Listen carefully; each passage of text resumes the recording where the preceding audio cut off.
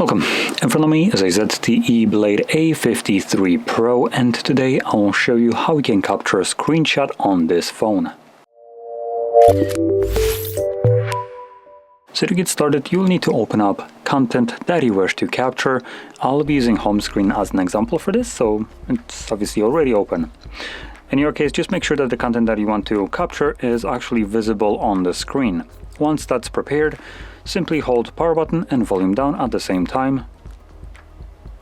You'll have a flash along with the pop-up right here, which gives you two options, share and scrollable screenshot, which is not accessible on the home screen for me, but it would be accessible if I opened something like, for instance, settings.